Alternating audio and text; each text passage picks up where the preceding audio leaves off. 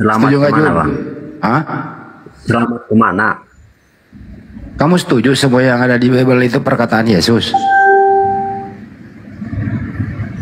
Ya kalau pemikiran akal sehat saya ya enggak semua apa yang ada di Bible itu perkataan Yesus. Ya udah. Karena kita ambil aja yang masuk logisnya saja.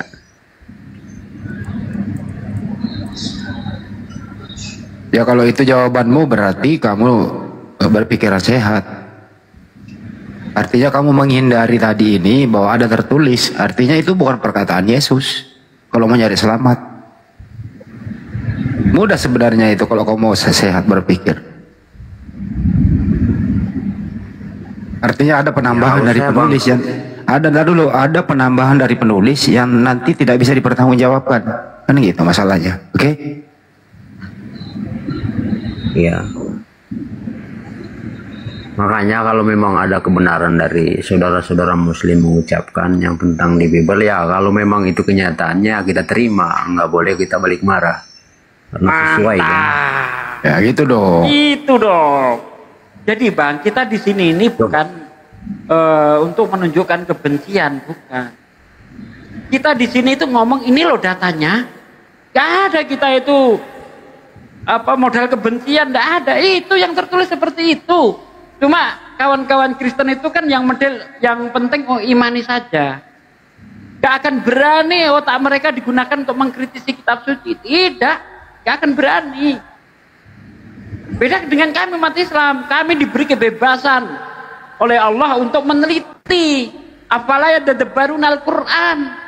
Apa kamu gak meneliti Al-Quran? Bahkan Allah menantang.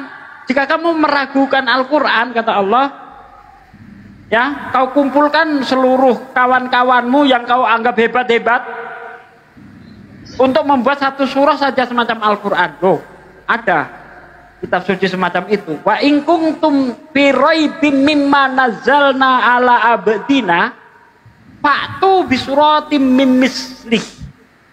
Nah, jika kamu ragu terhadap apa yang aku turunkan kepada hambaku Muhammad, yaitu Al-Quran, coba kau buat satu surah saja. Fatu bisuratim mim mislih wad'u syuhada'akum min dunillah in kuntum shadiqin. Kemudian kau ajak sesembahan-sesembahanmu, penolong-penolongmu selain Allah. Kalau kau punya profesor bahasa, ajak. Kalau kau punya jin, ajak. Kalau kau punya malaikat, ajak. Bahkan seluruh dunia ngumpul jadi satu ahli-ahli bahasa. Buat satu surah saja yang semacam Al-Quran jika kamu memang benar. Wala in kuntum shadiqin. Fa ilam taf'alu. Jika kamu bisa, walam taf'alu, dan pasti kamu tidak bisa, kata Allah. Tuh. Dan pasti kamu tidak bisa. Kalau ada yang bisa membuat surah semacam Al-Quran, berarti Allah pembohong. Tapi Allah katakan, fa ilam taf'alu, dan kamu pasti tidak mampu. Walam taf'alu. Fa'ilam tafalu wala taflu. Langsung dikunci oleh Allah. Dan pasti kamu tidak bisa. 1400 tahun Al-Quran sejak diturunkan sampai sekarang belum ada yang bisa. Padahal di dalam Al-Quran itu ada surah yang paling pendek cuma tiga baris. 3 baris ya. Gak sampai satu alinea itu. Gak sampai satu paragraf. 3 baris saja. Inna a'toinakal kausar fasholli li rabbika wanhar inna sani'aka huwal abtar. 3 baris saja nggak ada yang bisa, Bang. Jangan panjang-panjang surah Al-Baqarah sampai 200 sekian. Nggak usah. 3 baris saja dalam Al-Quran. Sampai sekarang belum ada yang bisa. Kalau ini bukan dari Allah, Bang, pasti gampang ditiru, Bang. Apa yang susah? Tapi karena ini dari Allah, maka nggak bisa ditiru. Apa yang susah meniru Bible coba? Suatu ketika ketua preman itu mendekati kampung dan berkata kepada pengikutnya, pergilah kamu ke rumah itu. Aduh, bang, di mute bang. Kamu akan menemukan motor, kuncinya ada di situ. Naikin bawa kemari, kalau ada orang butuh katakan aku sedang butuhkan. Apa susahnya bikin ayat kayak gitu? Gampang. Gak ada yang susah bikin Bible. Al-Quran, subhanallah, ahli bahasa sehebat apapun belum ada yang mampu. Itu baru dari keajaibannya. Belum lagi dari yang terbukti secara ilmiah. Masya Allah. Semua ayat Quran yang bercerita tentang penciptaan jagat raya belum ada yang bertentangan dengan ilmu pengetahuan. Satu pun belum ada. Allah mengatakan dalam surah Al-Anbiya ayat 30, awalam yarol ladina kafaru anas samawati wal ardu kanat tarattum fafatanahuma. Kita tahu ilmuwan-ilmuwan sekarang semuanya sepakat dengan namanya teori Big Bang. Ya, ledakan besar. Awal mula jagat raya diawali dengan ledakan besar. Dari ledakan besar itulah nanti tercipta matahari dan segala isinya, benda-benda langit dan segalanya. Allah sudah menginformasikan 1400 tahun yang lalu. Apakah orang-orang kafir tidak tahu bahwasanya dahulu langit dan bumi adalah satu yang padu? Lalu kami pisahkan di antara keduanya. Teori Big Bang Al-Quran berbicara teori Big Bang 1400 tahun yang lalu. Coba Bang. Tadi bersuara. Kalau memang di Muslim itu kebenarannya katanya ini ya bisa ngomong dia benar ya. Kebuka kok. Gimana Bang? Ulangi Bang. Ulangi Bang. Kalau memang di Muslim punya kebenaran ya, kebenaran. Kenapa yang paling banyak di faktanya penemuan-penemuan ilmuwan itu di kalangan kami? Kenapa Bang? Coba jelaskan. Oke.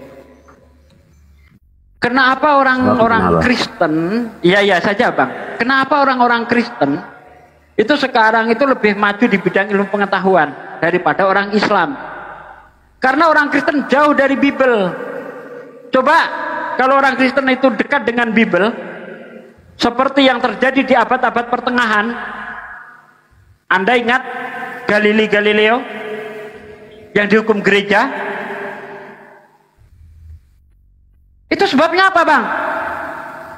Ya. Orang Kristen gereja masa itu menolak ilmu pengetahuan karena tidak sesuai dengan Bible. Menurut Bible, pusat tata surya adalah bumi. Makanya nanti matahari diciptakan hari keempat, bumi hadir di hari pertama. Nah, Galileo mengatakan pusat tata surya adalah matahari. Kenapa Al-Quran ini sekarang mundur? Orang Islam jauh dari Quran. Tuh, orang Islam jauh dari Quran, dia mundur di bidang ilmu pengetahuan. Orang Kristen jauh dari Bible, dia menguasai ilmu pengetahuan. Ini sejarah. Bagaimana Islam pernah mengalami zaman keemasan. Ilmuwan-ilmuwan Islam bermunculan. Ada Al-Hindi, ya, ada Ibnu Sina, Al-Jabar. Coba, lensa ini siapa yang menemukan pertama kali? Ilmuwan Islam bukan? Hah? Angka 0 itu siapa yang menemukan? Ilmuwan Islam bukan? Coba kalau nggak ada angka 0, bisa orang bikin komputer. Kalau Anda memang ahli coding, kau lihat tuh 00000, entah apa-apa pun saya nggak maksud. Tanpa ada nggak angka 0, nggak ada ilmu pengetahuan. Siapa yang penemunya? Orang Islam. Coba orang Kristen dekat dengan Bible, hancur ilmu pengetahuan karena nggak sinkron Bang.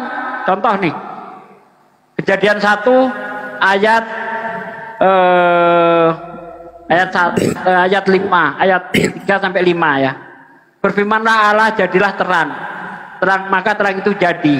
Allah melihat terang itu baik, maka dipisahkan dari gelap. Yang terang dinamakan siang, yang gelap dinamakan malam. Allah melihat semuanya itu baik, jadilah petang, jadilah pagi, itulah hari pertama. Berfirmanlah Allah, jadilah cakrawala di tengah-tengah segala air. Hendaklah cakrawala itu memisahkan air yang di bawah dan air yang di atas. Allah menamai cakrawala itu langit. Hendaklah air berkumpul pada satu tempat sehingga nampaklah yang kering. Tempat berkumpulnya air diberi nama laut, tempat yang kering dinamakan darat. Allah berfirmanlah Allah, Hendaklah bumi menumbuhkan tumbuh-tumbuhan yang berbiji, yang menghasilkan biji, dan tumbuh-tumbuhan yang bertunas dan menghasilkan tunas, sehingga ada tumbuh-tumbuhan di padang. Allah melihat semuanya itu baik, jadilah petang, jadilah pagi, itulah hari ketiga. Bermana Allah, jadilah benda-benda penerang di cakrawala untuk memisahkan gelap dari terang sebagai tanda waktu, bulan, dan masa-masa. Allah menciptakan dua benda yang sangat besar di cakrawala untuk menerangi bumi. Allah juga benda yang lebih besar menguasai siang, benda yang lebih kecil menguasai malam. Allah juga menciptakan benda-benda, Allah juga menciptakan bintang-bintang di cakrawala. Allah melihat semuanya itu baik, jadilah petang, jadilah pagi, itulah hari keempat. Hari keempat baru ada matahari, ada bulan, ada bintang. Terang di hari pertama sudah nongol. Ini cacat ilmu pengetahuan enggak?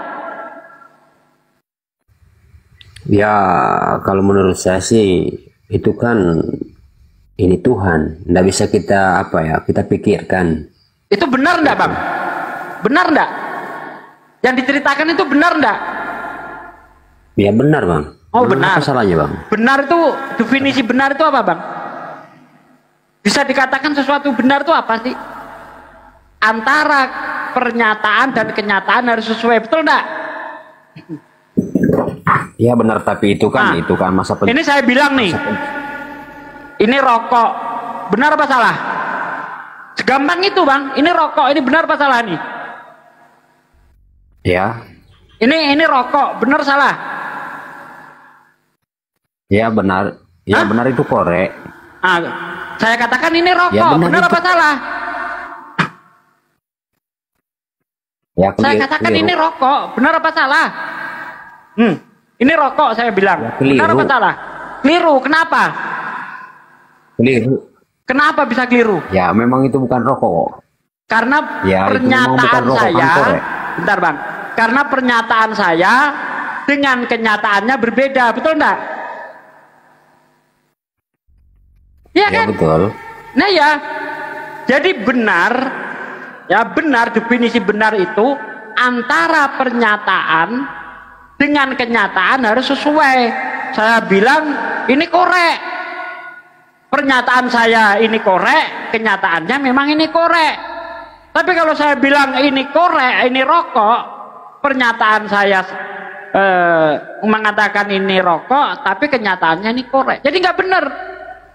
Nah sekarang buktikan kalau itu memang benar, pernyataannya ada terang sebelum matahari diciptakan, sementara kita tahu bahwa di dunia ini tanpa adanya benda sesuatu yang menyebabkan terang atau benda penerang, tidak mungkin ada terang. Itu kenyataannya.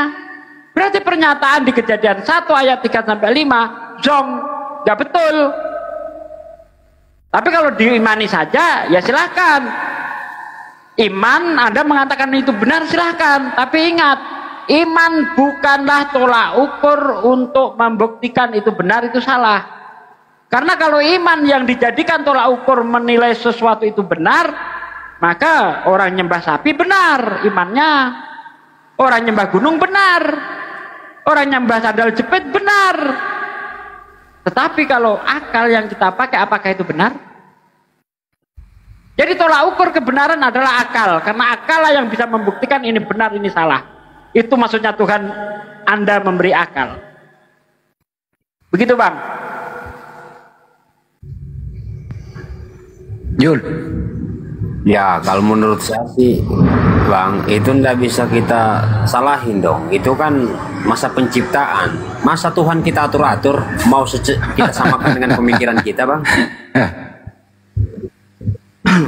Ya ini Anda coba model iman. Itulah tadi Bang yang saya katakan, orang Kristen maju karena jauh dari Bible. Kalau Anda dekat dengan Bible nggak maju-maju, nggak akan maju. Jadi ilmu setinggi apapun orang Kristen itu sekolah, ketika ilmunya itu dibenturkan dengan Bible, babak belur. Kalau dia lebih berat kepada ilmu pengetahuan, imannya hancur.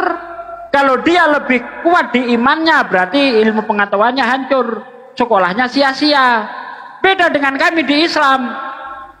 Sekolah semakin tinggi kita belajar tentang ilmu pengetahuan, maka semakin sinkron dengan dengan Al-Quran. Itu hebatnya di Islam.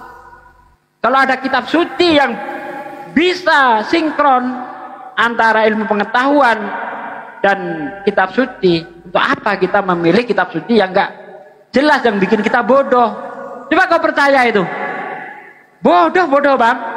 Ada tumbuh-tumbuhan hidup di hari ketiga, mataharinya diciptakan hari keempat. Tumbuhan apa yang bisa hidup tanpa matahari seperti yang diceritakan di dalam kitab Kejadian itu? Tumbuh-tumbuhan yang berbiji menghasilkan biji, tumbuh-tumbuhan bertunas yang menghasilkan tunas. Tumbuhan apa ini? Bukankah tumbuh-tumbuhan itu dia hidup kalau ada matahari? Karena perlu yang namanya proses fotosintesa. Oke bang, oke. Aku bertanya bang, memangnya pada saat penciptaan Adam langsung makanan juga ada bang? Seperti itu. Pada waktu penciptaan makanan ada? Ya, penciptaan Tumbuh-tumbuhan Adam. kan sudah ada bang. Enggak, maksudnya penciptaan Adam itu, penciptaan Adam sudah ada makanan. Sudahlah. Hewan diciptakan terlebih dahulu. Tumbuh-tumbuhan diciptakan terlebih dahulu. Tumbuh-tumbuhan hari ketiga. Hewan hari kelima, Adam hari keenam. Sudah ada lah. Lautan udah berjubel ikan tuh. Nah, lautan udah berjubel ikan. Pisang udah masak, udah dimakan codot. Tapi mataharinya belum nongol. Di mana dalilnya? Dalilnya di mana? Kejadian. Yang mana nih? Tumbuh-tumbuhan ya. Kejadian 1 ayat 9 sampai ayat 13. Kau baca. Soal ikan-ikan, Kejadian 1 ayat 20 sampai ayat 25. Anda baca. Itu berbicara tentang hewan. Bacalah.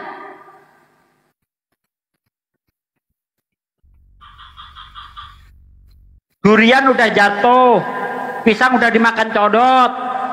Mataharinya belum nongol juga Bang Andi. Gimana coba?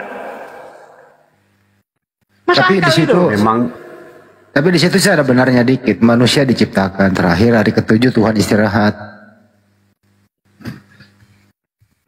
Gak sinkron sama sekali Bang. Coba carikan ayat-ayat Quran yang tidak sesuai dengan pengetahuan mana sih ketika berbicara tentang penciptaan. Misalnya Allah menceritakan tentang embriologi di dalam surah Al-Mu'minun ayat 12. Itu jelas tuh. Ya. Kemudian dari setitik air mani itu kami jadikan sesuatu yang mirip lintah. Ilmu embriologi modern menjelaskan manusia ketika ibu hamil antara 15 sampai 25 hari, ya, ketika kita masih berbentuk zigot, itu masih berupa lintah. Cek kalau nggak percaya itu perkembangan manusia di dalam rahim itu, ceklah. Sementara menurut Bible ayat 10 ayat 10, benarkah engkau Tuhan? Bukankah engkau Tuhan yang mencurahkan aku seperti susu dan mengentalkan aku seperti keju? Emang ilmuwan mana yang mengatakan bahwa manusia itu awalnya seperti keju? Al-Quran lebih benar. Coba. Masya Allah, Al-Quran, subhanallah. Udahlah jauh, kalau mau pintar jauhilah itu tadi. Kalau mau pintar, ya, kalau menurut iman dan akal sesuai, jauhi Bible. Kalau menurut saya Bang, tadi itu hanya salah keliru penempatan ayat tersebut. Bukan hanya salah penempatan ayat Bang. Salah cerita. Bukan salah penempatan ayat, salah cerita. Jadi memang di Muslim, bukan Tuhan. di Muslim ada enggak? Apa tuh? Apa?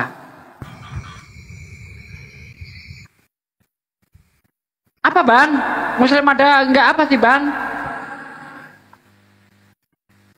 Woi. Maksudnya di Muslim ada enggak cerita seperti itu awal mula kejadian? Ya kan tadi sudah saya sebut ayat tuh. bagaimana awal mula terciptanya jagat raya ini. Diawali dengan Big Bang. Merci, ya. Nah, kalau ingin ayat selanjutnya yang bercerita tentang periode-periode itu di dalam surah An-Naziat ayat 27 sampai ayat 30, ingat saya. 33-an. Nah, itu baca di situ tuh. Gak ada yang bertentangan dengan ilmu pengetahuan, gak ada. Terus menurut Anda itu salah semua? Ya. Di Bible total salah. Coba. Yang benar Bang kalau ngomong. Iya, saya tanya sama Anda. Masalah penciptaan Anda tadi. Anda tahu penyebabnya, apa yang menjadi penyebab terjadinya siang dan malam? Menurut ilmu pengetahuan. Apa Bang? Jawab dong, matahari dan bulan, jawab. Kenapa ulang tuh resek-resek di sini? Apa yang menyebabkan terjadinya siang dan malam? Ya matahari lah. Bukan Bang. Bumi berputar pada porosnya. Tapi kalau menurut Anda matahari yang menjadi penyebab apa yang memisahkan siang dan malam? Gimana matahari bisa betul. memisahkan? Bumi berputar pada porosnya. Benar. Kurang dengar tadi Bang. Bumi Ya, berputar terus. Nah itu nanti terjadilah pergantian siang dan malam berganti-ganti. Rotasi. Ya. Nah terjadinya rotasi itu disebabkan oleh gaya gravitasi. Bagaimana ada gaya gravitasi di hari pertama mataharinya belum nongol? Bukankah gaya gravitasi itu terjadi adanya dua benda besar yang saling mengeluarkan gaya tarik menarik, ya kan? Tolak menolak. Gimana bisa terjadi gravitasi di hari pertama? Sehingga terjadi siang dan malam, mataharinya belum nongol. Ada aku mau nanya dia pada Jul, apa yang menerangi siang dan malam di hari pertama, Jul? Cahaya. Ya. Cahaya Cahaya dari mana? Memang Tuhan tidak bisa menciptakan cahaya Ingat Bang, selain matahari. di dunia ini tidak bisa terlepas dari hukum aksi dan reaksi. Kalau kita dulu belajar fisika ya, itu SMP lah kalau nggak salah itu. Ada namanya hukum aksi reaksi itu. Sebab akibat. Bisa. Dunia ini terlepas dari itu. Sebab akibat. Nggak bisa Bang. Sebab ada benda penerang, akibatnya ada terang. Terus kalau kuasa Tuhan itu Anda mau atur-atur gimana sih Bang? Kuasa Tuhan apa? Ini bodoh ini Bang, ini bukan kuasa Tuhan. Ini ilmu bro. Ini ilmu. Kalau caramu Ya, begini kalau Bang, kamu bisa nggak ngalahin ateis? Ateis juga percaya Tuhan tuh. Kristen mampu mengalahkan ateis. Kalau begini caranya. Wah itu kuasa Tuhan, pret katanya saya nggak percaya Tuhan. Untung kamu dialog sama saya yang masih percaya Tuhan, masih agak nimbang-nimbang dikit. Tapi kalau kau bicara sama ateis, Habis kau. habis. Tapi Islam bicara sama ateis, ayo. Saya tanya misalnya, ateis saya tanya, sejak kapan manusia mengetahui bumi itu selain berrotasi dan berevolusi? Dia jawab 100 tahun yang lalu, 200 tahun yang lalu. Tapi tidak ada 1400 tahun yang lalu. Al-Quran menjelaskan, Walladzi khalaqas samawati wal ardo wasamsi wal qamar fi falaki yasbahun. Walladzi khalaqas samawati wal ard. Dialah yang menciptakan langit dan bumi. Wasamsi wal qamar, matahari dan bulan. Fi falaki yasbahun. Dari kata sabaha yang artinya bergerak. Mereka beredar pada garis edarnya masing-masing. Bibel ada kayak gitu. Ada bos. Ateis bisa bantah? Nggak bisa. Sejak kapan manusia mengetahui bulan itu memantulkan cahaya matahari? Silakan ateis jawab. Sekian tahun yang lalu, 50, 100, 200, Al-Quran 1400 tahun yang lalu, surah Yunus ayat 5. Allah yang menciptakan matahari sebagai pelita, dan bulan adalah cahaya yang dipantulkan, dari kata nuron, cahaya yang dipantulkan. Bagaimana dengan Bible? Menurut Bible, bulan memiliki cahaya sendiri. Ya, matahari memiliki sinar sendiri. Tuhan menciptakan dua benda yang sangat besar di cakrawala untuk menerangi bumi.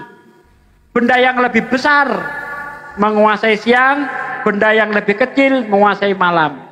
Berarti matahari, benda yang lebih besar itu sebagai penerang di hari sebagai benda penerang di siang hari, bulan yang lebih kecil sebagai benda penerang di malam hari. Artinya memiliki sinar sendiri-sendiri dong. Al-Quran salah atau Bible yang salah? Bible salah, Al-Quran benar. Al-Quran mengatakan bulan memantulkan cahaya matahari. Hanya dengan satu kata untuk menerangkan itu, Bang.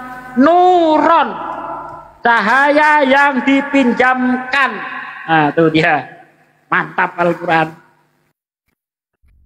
Satu kata bisa menerangkan bulan memantulkan cahaya matahari. Dari kata apa? Nuron. Selesai. Hebat Al-Quran. Bahasa Al-Quran itu indah, bro. Saya hafal Bible. Hafalan Bible saya belum ada yang mengalahkan seorang pendeta, belum ada yang lain. Tapi saya nggak tertarik sama Kristen. Kenapa? Karena isinya kontradiksi. Belum kontradiksi antara dengan ilmu pengetahuan, kontradiksi antara ayat dan ayat, dan macam-macam. Al-Quran, subhanallah, satu ayat pun tidak ada yang kontradiksi, tidak ada satu ayat pun tidak ada kata yang sia-sia, satu ayat pun tidak ada kata yang membuat kita berpikir aneh-aneh, berpikiran jorok. Tidak ada. Coba kalau Anda baca dalam Yesus 23. Berfirmanlah Allah kepadaku, hai anak manusia, ada dua orang perempuan muda, yang tua namanya Ohola, yang muda Oholiba. Pada masa mudanya ia bersundal di Mesir. Di sana ia bersundal, susunya dijamah-jamah, dada keperawanannya dipermainkan. Apa ini, coba kau baca, anakmu, anak gadismu suruh baca itu. Gimana coba? Al-Quran suci. Tidak ada satu kata pun ayat yang membuat kita muak, membuat kita jijik, nggak ada. Kau baca Bible di dalam 2 Raja-Raja 18 ayat 27. Coba. Haruskah kata-kata ini ku katakan kepada tuanku, bukan kepada mereka juga yang duduk di atas tembok, yang sedang makan tai dan minum air kenyangnya sendiri? Coba kau baca di restoran, kalau kau nggak dilempar piring sampai bonyok kepalamu. Baca itu ayat. Ambil ayat Al-Quran, kau pilih mana saja, nggak usah Arabnya, terjemahannya, kau baca dimanapun saja boleh. Adakah ayat Al-Quran yang kau baca bisa membahayakanmu?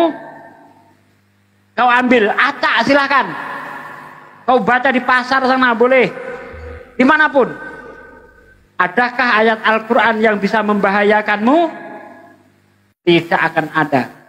Tapi siapa orang Kristen berani baca ayat yang baru saya sebut? Baca di restoran, apakah Anda aman? Paling tidak Anda diusir. Gak sampai dilempar piring, diusir lah kau. Wah, pergi. Bikin jijik aja kau kan. Buktikan kepada saya, Al-Quran dibaca dimanapun aman. Bible kau baca itu, Bang, gak aman kau. Kau baca sama anak perempuanmu, mental anakmu nggak aman. Drop itu mentalnya. Aku pernah punya teman orang Batak marga Malau. Waktu itu dia punya anak kelas 4. Kau yakin, Bang, ini Bible, ini firman Tuhan semuanya? Ya. Kau berani baca ayat ini? Beranilah. Kenapa? Baca dulu, saya bilang. Nanti anakmu suruh baca. Kira-kira berani enggak kau? Kenapa enggak berani? Bacalah, saya bilang. Belum selesai mukanya merah. Mau jadi apa anakku katanya? Baca Yesus 23 itu. Saya suruh baca. Suruh baca anakmu, saya bilang. Bacalah. Coba ayat Al-Quran kau pilih, kau bacakan ke bayi jadi cerdas. Kau bacakan ke anak gadis, kau bacakan sama siapa aja. Gak ada penolakan. Bismillahirrahmanirrahim. Indahnya ayat ini. Dengan menyebut nama Allah yang Maha Pemurah lagi Maha Penyayang. Alhamdulillahirabbil alamin. Segala puji bagi Allah, Tuhan semesta alam. Ar-Rahmanir-Rahim, yang pemurah, yang lagi Maha Penyayang. Maliki yaumiddin, yang merajai di hari kemudian.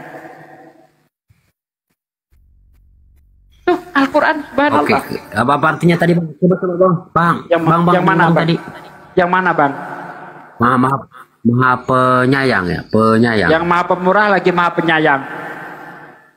Nah, oke baik. Kalau Maha Penyayang di situ artinya kenapa ya? Ini kenapa di Palestina sana banyak muslim terbantai? Katanya Maha Penyayang, kok enggak dibantuin Bang?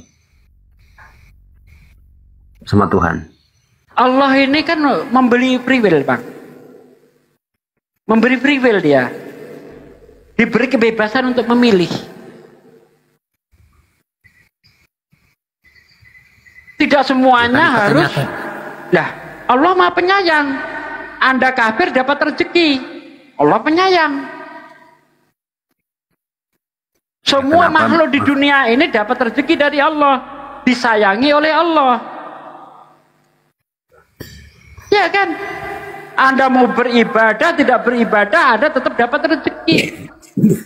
Gak perlu kita sampai minta-minta makan, gak perlu Bang. Ya, atas nama Bapa kami yang ada di surga, dikuduskanlah namamu, dimuliakanlah engkau seperti di bumi, di surga. Berilah aku makan hari ini secukupnya. Gak perlu sampai minta makan orang Islam. Allah kasih, gak perlu sampai minta makan, Allah kasih rezeki. Tuh, Allah Maha Penyayang. Lalu bagaimana dengan kejadian? Bang, memangnya Maha Penyayang ini hanya merujuk ke rezeki saja Bang? Bukan hanya rezeki, Anda bisa melihat, Anda diberi sehat. Itu bentuk kasih sayang Allah. Coba kalau Anda disuruh bayar oksigen yang dikasih Allah itu. Hah? Ya, satu botol segini 400.000. Coba bayar. Maksud saya Bang, kalau Tuhan Maha Penyayang, kenapa yang terbantai di... Udah jangan terlalu banyak, diulang-ulang itu bantai-bantai, ya enak. Kena nanti. Iya, kan sudah saya bilang, itulah salah satu dari free will manusia. Mau berbuat jahat silahkan, mau berbuat baik silahkan. Ada konsekuensinya. Berbuat jahat balasannya neraka, berbuat baik balasannya surga. Ini bukan terkait dengan kasih sayang, bukan. Kalau coba saya sekarang gini, tanya sama Anda, Tuhan Anda Maha Penyayang enggak? Saya tanya ganti Bang. Ini loh Pak D yang dimaksud. Bentar Bang Adi, biar dia jawab dulu Bang. Tuhan Anda Maha Penyayang enggak? Bang. Bukan media Bang.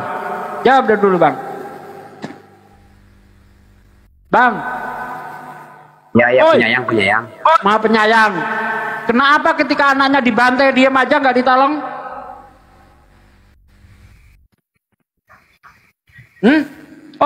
Orang Palestina bukan anak Tuhan Bang, nggak ditolong wajar. Ini anaknya sendiri. Yesus itu katanya kan anak Tuhan. Dibantai kok nggak ditolong Bang? Itu kan sudah dinubuatkan dia mati seperti. Bukan, saya nggak berbicara masalah nubuatan, kita berbicara masalah kasih sayang. Orang Palestina bukan anak Tuhan, wajar mereka nggak ditolong. Sekarang anaknya sendiri ditelanjangi, diludahi, dipermalukan, salib sama orang-orang kafir Roma itu, kenapa nggak ditolong? Katanya Maha Penyayang. Ya kan sudah dinubuatkan. Apa dia Pak D? Gak ada ilmu kalau ditanya dia Pak D. Percuma. Saya jawab free will. Sesuai. Ya kalau untuk Palestina itu Lu jangan pikir orang yang mati itu mati beneran, hidup. Mereka itu ajang syahid. Dan mereka itu takdirnya seperti itu. Dan sudah menjamin mati syahid surga tempatnya. Ya, jadi bukan berarti tidak menyayangi. Ada jalannya masing-masing, bro. Ya, untuk saudara kita yang ada di sana ya. Jadi di sana itu syahid. Itu, bro. Ya kalau berbicara takdir seperti itu berarti juga Yesus ditakdirkan seperti oleh dirinya sendiri. Ya kenapa nggak bisa?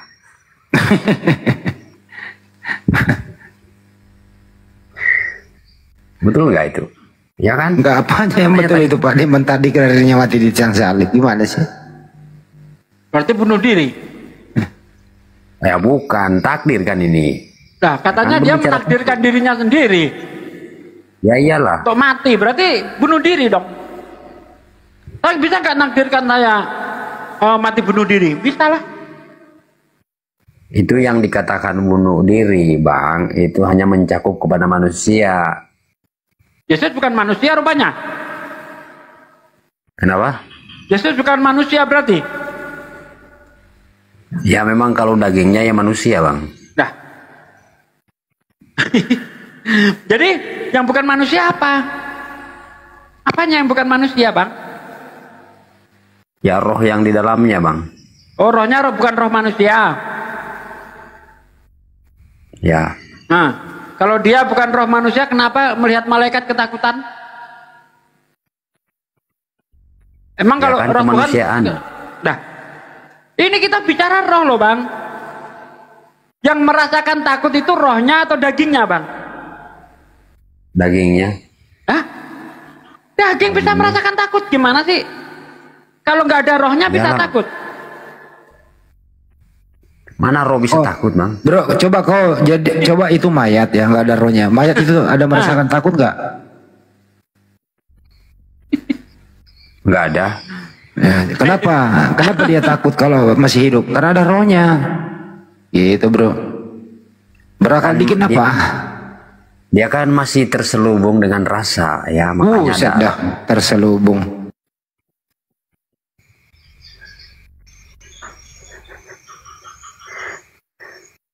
Lanjutlah, Bang Andi. Berakal dikit, bro. Jangan terlalu beriman buta Malu Udah berapa Bang, contoh gimana? tadi dikasih Pak Desugi lu kok.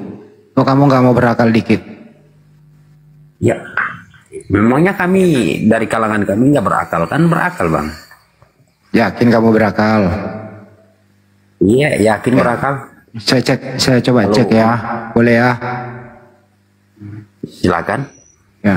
Masuk akal nggak Tuhan turun ke bumi? Bisa-bisa saja. Lewat mana itu? Ya itu kan atas kemauannya sendiri. Kenapa Iya, lewat kita mau mana? ini? Lewat mana? Ya lewat manusia. Nggak mungkin asbabnya lewat pohon kan? Oke. Itu artinya Manusia nggak itu berakal, Bang. nggak berakal itu. Manusia Tuhan itu itu- siapa yang? Silakan Pak. Saya tanya deh, Bang. Kenapa? Bisa enggak entitas lain melahirkan entitas yang berbeda? Tuhan itu kan entitas kan? Ya, ya. Manusia entitas.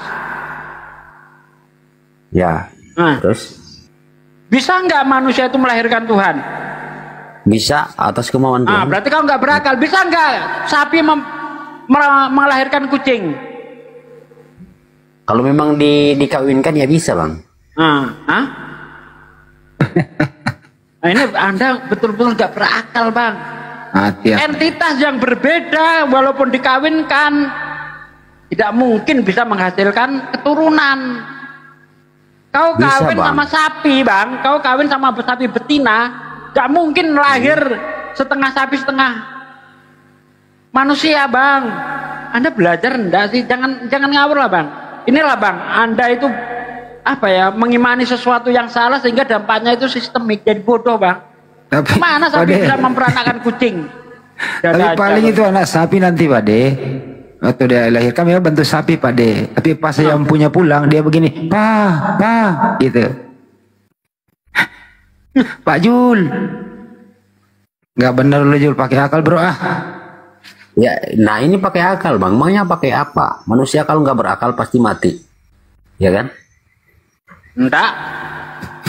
Orang gila tuh nggak pakai akal tuh, nggak mati malah sehat tuh bang. Kenapa nggak pakai akal? Kalau dia nggak berakal, kenapa dia lapar? Itu naluri bang. Hewan nggak punya akal juga nggak merasakan lapar bang. Kenapa? Siapa bilang hewan nggak punya akal bang? Nah, Enggak lah. Oh, hewan punya akal.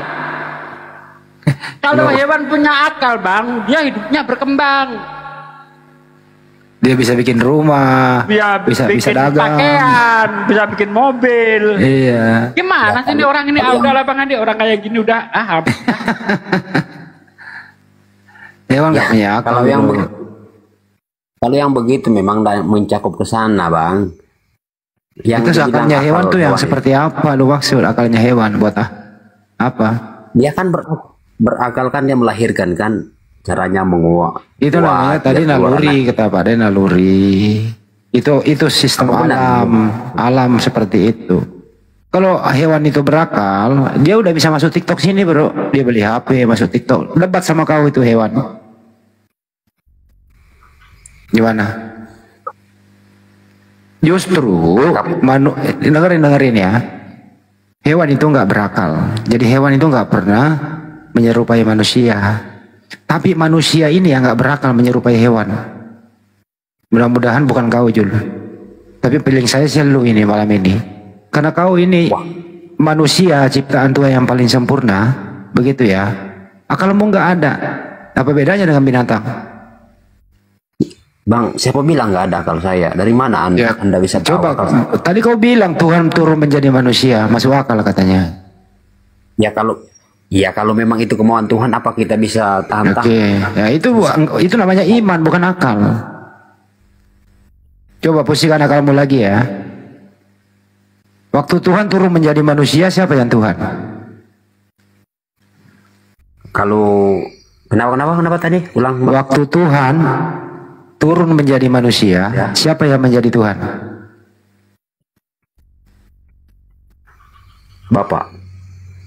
Kan menjadi manusia dia.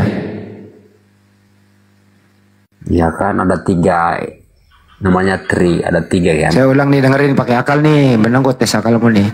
Tuhanmu turun menjadi manusia, berarti Tuhan menjadi manusia. Waktu Tuhan menjadi manusia, siapa yang menjadi Tuhan? Ya di dalam manusia itu Tuhan. Katanya menjadi manusia. Berarti nggak ada Tuhan. Jangan kasih pertanyaan. Berarti nggak ada Tuhan karena dia jadi manusia bro. Gimana? Akal berfungsi atau tidak nih? Diam. Kalau dilempar ke sana kemari, atau saya yang bingung bang kalau digituin. Ya bingung lah karena akalmu nggak mau kau pakai. Coba kau pakai akalmu, pasti kau nggak bingung. Artinya apa? Mustahil. Mustahil itu ya Tuhan itu sedetik tidak menjadi Tuhan. Artinya Tuhan itu menciptakan manusia, bukan Tuhan turun menjadi manusia. Yang mana yang kau pilih? Tuhan yang menciptakan manusia atau Tuhan menjadi manusia? Yang mana yang benar?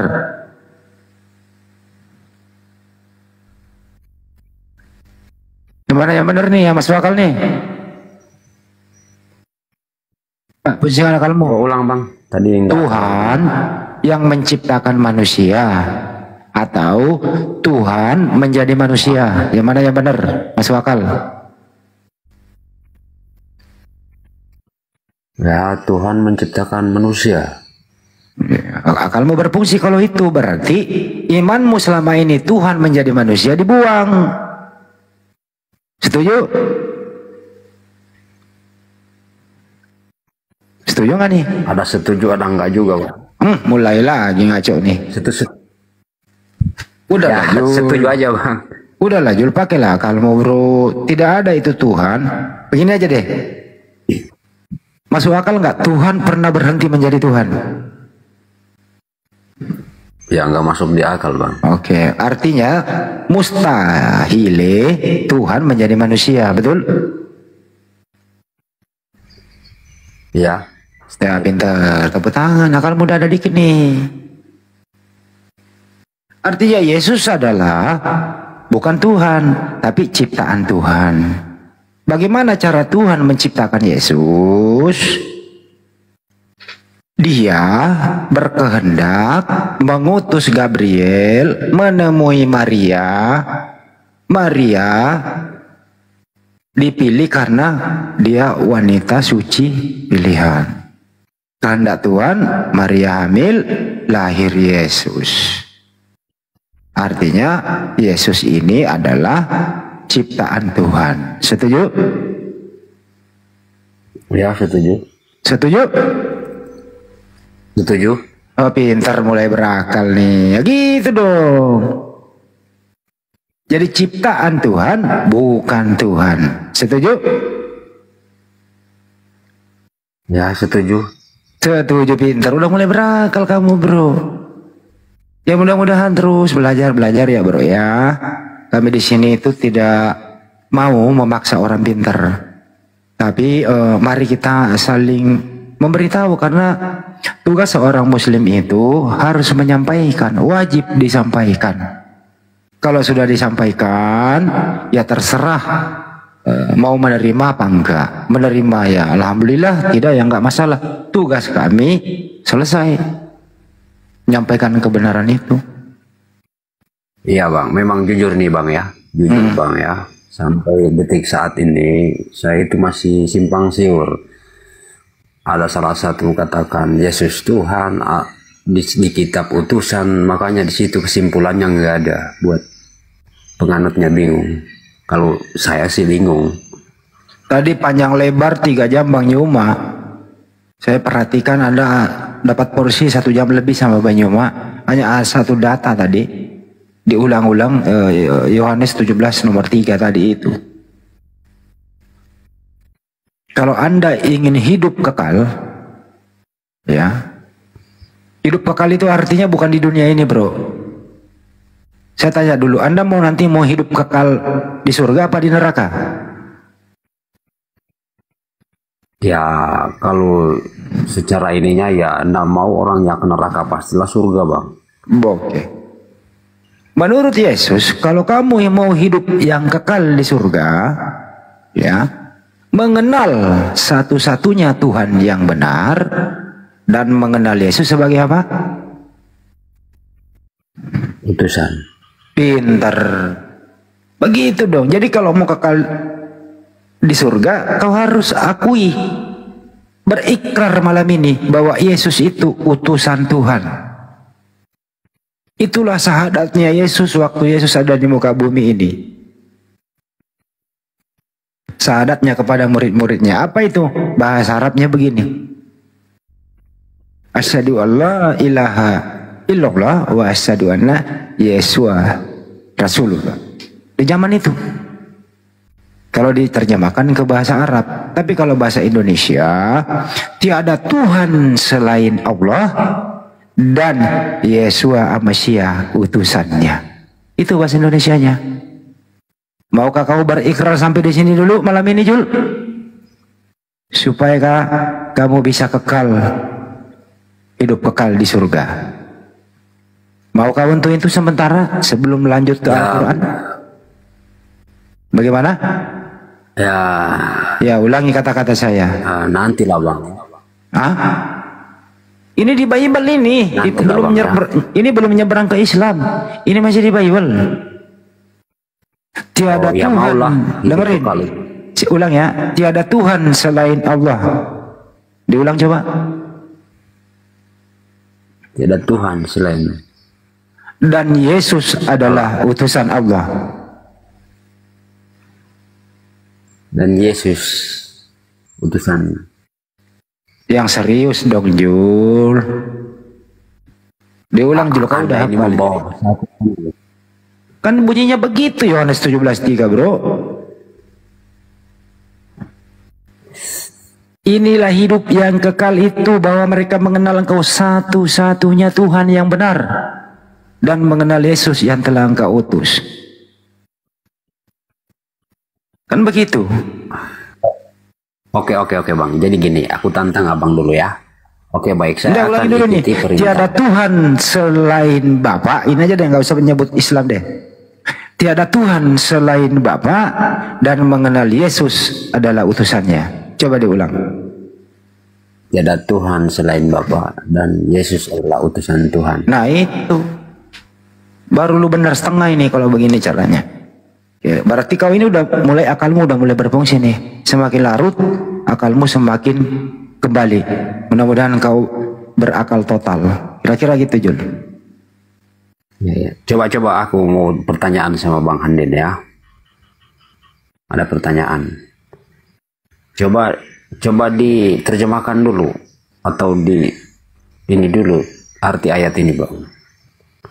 Aku dan Bapa adalah satu. Maksudnya gimana itu Bang? Aku dan Bapa adalah satu itu bukan satu pribadi, tapi satu tujuan, satu kehendak. Apa yang dikehendaki oleh Bapa disampaikan kepada Yesus, dan Yesus menyampaikan kehendak Bapa itu kepada umatnya. Apa ada tujuan Bapa di surga?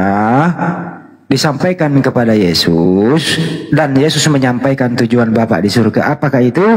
Bahwa sembahlah satu Tuhan dan aku ini utusannya. Kira-kira begitu jawabannya. Oke baik. Satu lagi Bang. Pada mulanya adalah firman. Coba bisa diinikan ke saya. Sebenarnya kata-kata pada mulanya adalah firman itu ilmu filsafat. Tapi sebenarnya yang benar itu pada mulanya adalah Tuhan berfirman. Atau Bereshit bara Elohim, pada mulanya Elohim berfirman. Firman itu kata-kata. Tidak mungkin ada kata-kata kalau tidak ada yang berkata. Jadi kata-kata itu nomor 2 datang. Yang berkata dulu ada, baru kata-katanya keluar. Artinya Yohanes 1 itu filsafat. Yang benar adalah Kejadian 1. Pada mulanya Elohim berfirman. Begitu.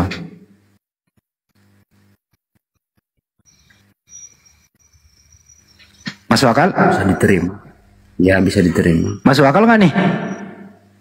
Iya bisa diterima. Terima kasih.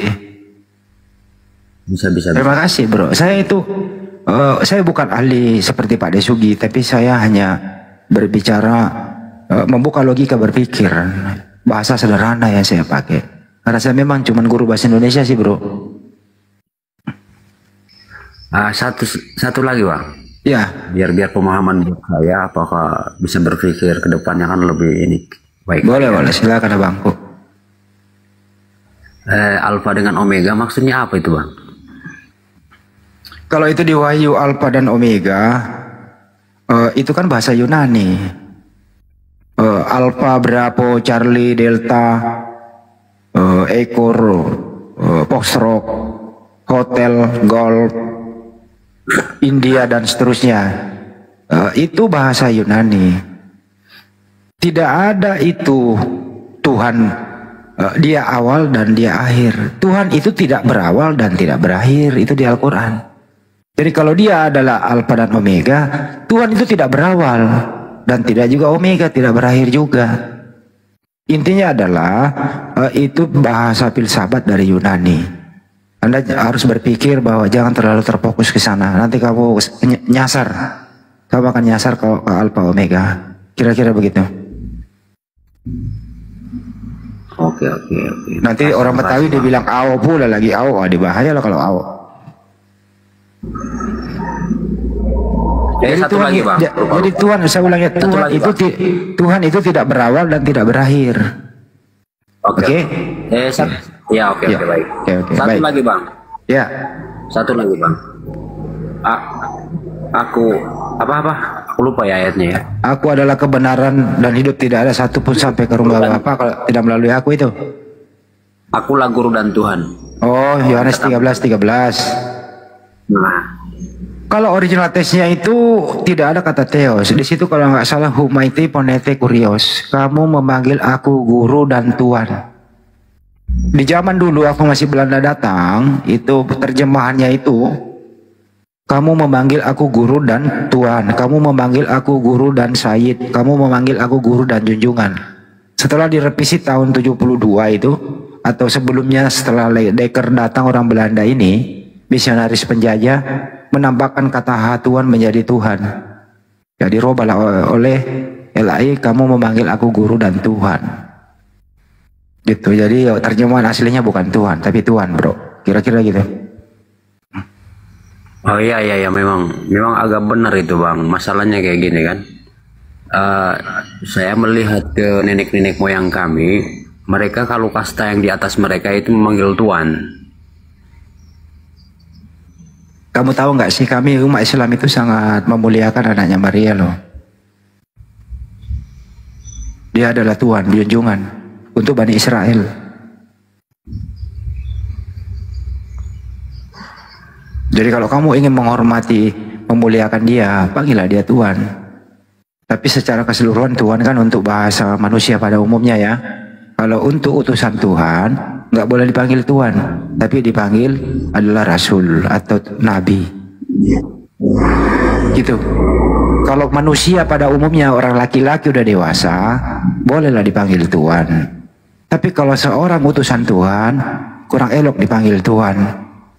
Anda samakan gelarnya dengan manusia pada umumnya, panggillah dia Rasul, utusan Allah atau Nabi. Itu kira-kira bro perbedaannya antara para nabi dan kita ini. Masuk akal? Ya masuk di akal dikit ya. Nah, terima kasih.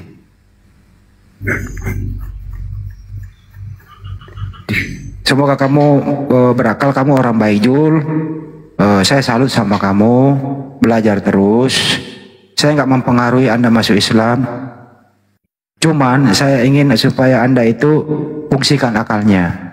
Kalau Anda fungsikan akalnya, ya, hilangkan dulu imannya doktrin itu. Saya rasa hidup Anda dengan nyaman sekali. Apalagi di area diskusi, Anda pasti nyaman. Pasti nyaman bro.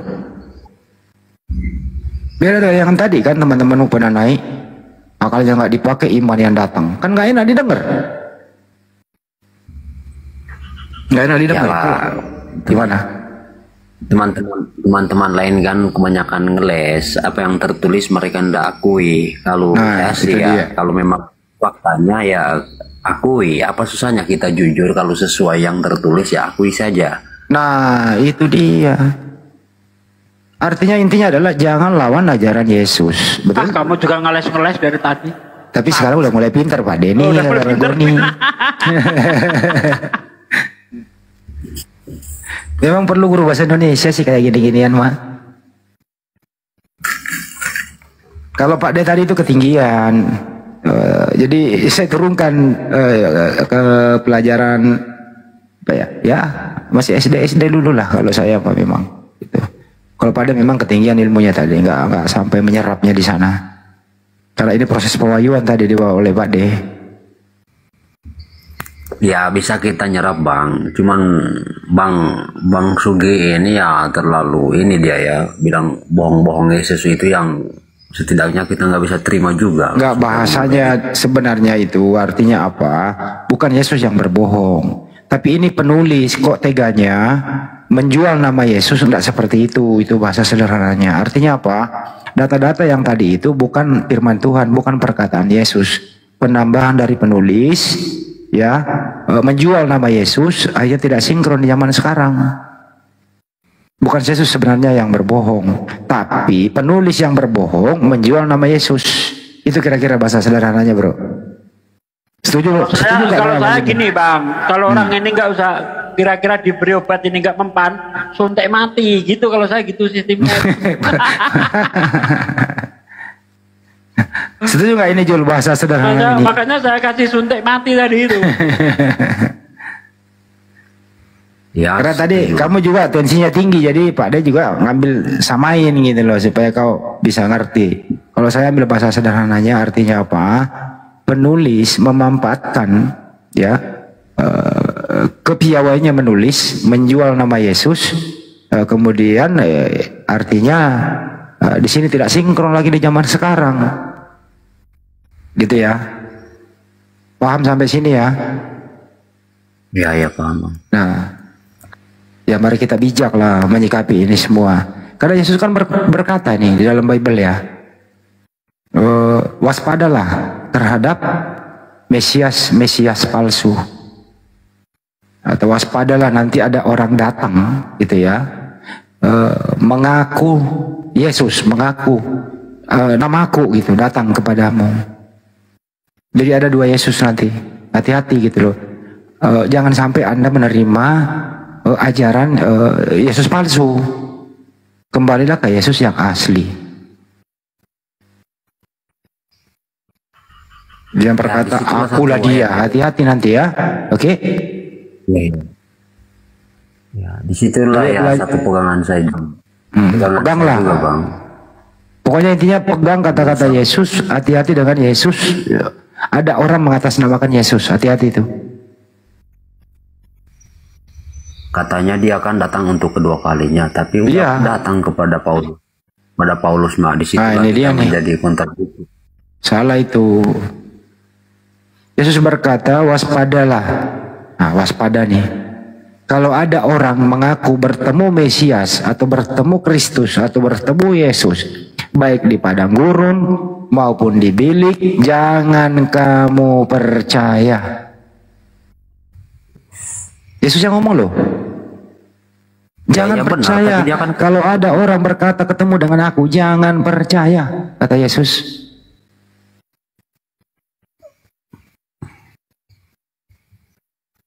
Setuju nggak di kata-kata Yesus nih, bro? Ya, kenapa nggak setuju, itu keluar dari lisannya kok. Tapi kalau ada orang lain kayak Paulus berkata, aku ketemu Yesus di padang gurun. Ya, siapakah engkau Tuhan? Akulah Yesus yang telah engkau aniaya itu. Percayakah kau itu suara Yesus asli? Jul? Kalau kita percaya ke Paulus sebenarnya, berarti kita membuang perkataan Yesus. Makanya bingung kita dibuat. Perkataan Paulus bukan perkataan Yesus, tapi Paulus menjual nama Yesus.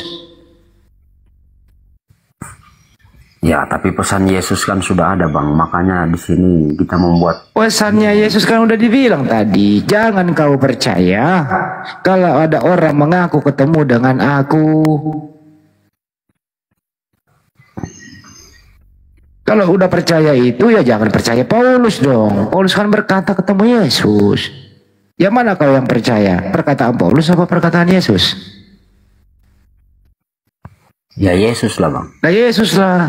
Artinya apa yang menurut Paulus ketemu Yesus di padang gurun jangan dipercaya atuh. Pakai akal dong dikit. Katanya tadi kita sepakat harus percaya Yesus. Tidak percaya yang lain. Ya sebenarnya memang saya percaya Yesus kok. Ya udah, artinya jangan percaya Paulus. Kalau Paulus berkata dia ketemu Yesus di padang gurun.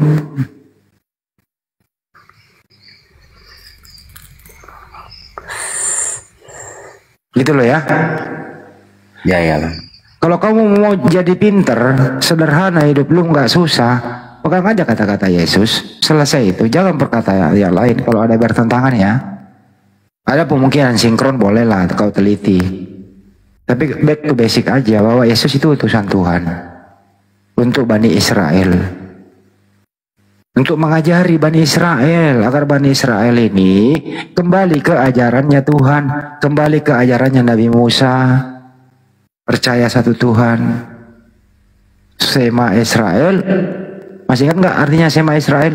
Dengarlah wahai orang Israel, Adonai Elohenu, Adonai Ehad. Kata Yesus, hei umat Israel, Tuhan itu satu. Datang penulis apa? Berbahasa Yunani. Ada 3 yang memberi kesaksian. Gimana ini? Yang mana yang kau percaya nih? Tuhan itu satu atau 3? Cari aman lah bro.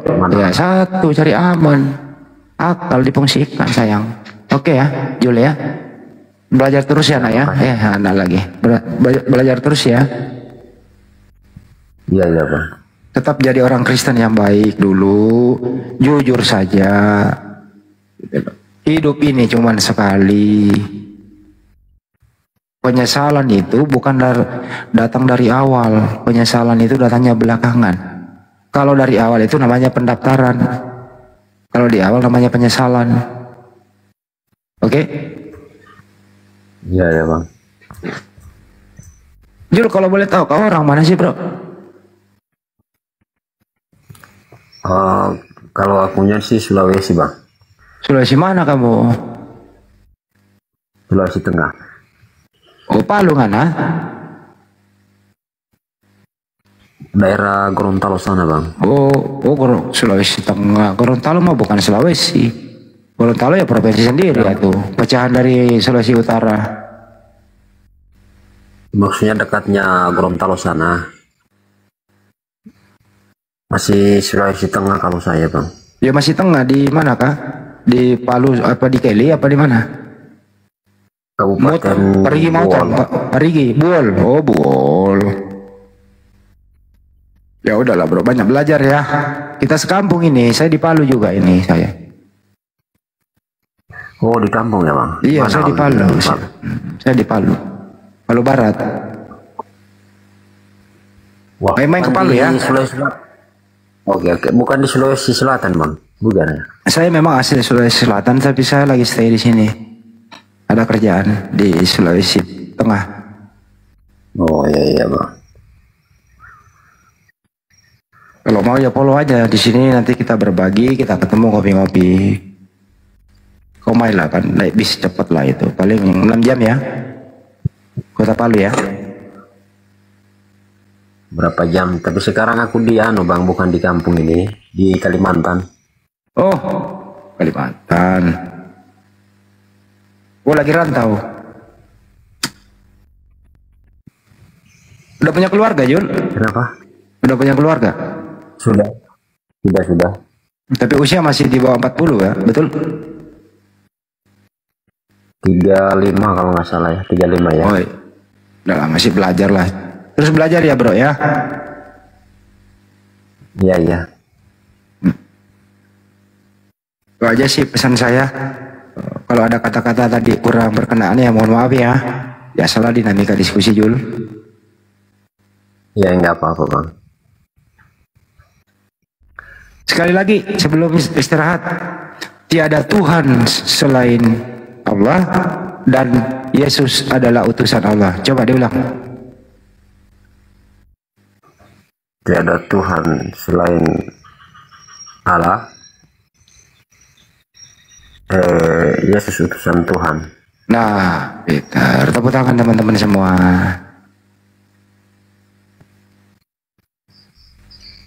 Nanti lebih lengkapnya, nah diganti yang terakhir itu Nabi Muhammad utusan Allah. Tapi jangan ke situ dulu, belajar dulu di tengah-tengah dulu ya. Santai dulu. Mudah-mudahan besok malam kamu bisa naik lagi ke sini. Pintu Komal ini terbuka 24 jam untuk sampean. Yang penting Anda datang jujur belajar. Tidak boleh ngeyel. Kalau ngeyel ya di kick dari sini kayak tadi gitu ya. Oke bro? Oke bang. Oke. Bang Arif, saya juga udah ngantuk kali nih. Ada pesan-pesan kepada penonton Jul ya, sebelum kita berpisah, ada yang mau disampaikan seperti apa gitu, silakan. Ya itu pesanan saya aja, kalau kita naik di Komal yang sopan-sopan, bagi yang typing juga di bawah, hargai yang di atas, dan mau hujat di bawah, itu aja kok. Selain itu misalnya mungkin ada kata-kata kamu keliru, mungkin mau berbagi maaf atau seperti apa? Ya intinya itu, pada intinya yang itulah. Kalau ada kata yang kurang enak didengar ya mohon dimaafkan. Oke, sebelum kau minta maafkan, udah maafkan. Kami Muslim maha pemaaf. Kami Muslim itu pemaaf. Kami Muslim itu tidak ada rasa dendam kepada siapapun. Karena tugas kami itu semakin menjauh orang, semakin rasa dekat. Ingin menjadi saudara seiman. Semakin jauh orang membenci Islam, semakin semangat tinggi supaya dia menjadi saudara seiman kami. Itu Jul, prinsip kami itu ya. Semoga besok-besok kamu menjadi saudara seiman dengan kami. Itu harapan kami. Intinya semoga Jul dapat hidayah dari Allah Subhanahu wa taala. Kira-kira gitu Jul. Iya Bang. Oke, teman-teman yang ada di YouTube saya sudahi dulu ya. Saya juga istirahat besok. Jumat ini harus banyak aktivitasnya karena saya kalau siang gawe nih. Terima kasih buat semuanya ya untuk yang ada di YouTube. Maaf atas segala hilaf. Mudah-mudahan apa yang disampaikan Bang Juma, Pak Desugi, Ustaz Alif, Ustaz Pelik itu bermanfaat buat kita semua. Sebagai seorang muslim lebih memperkuat iman Islam kita. Untuk yang Pak Julu terutama semoga dapat hidayah. Terima kasih, sampai jumpa. Assalamualaikum warahmatullahi wabarakatuh.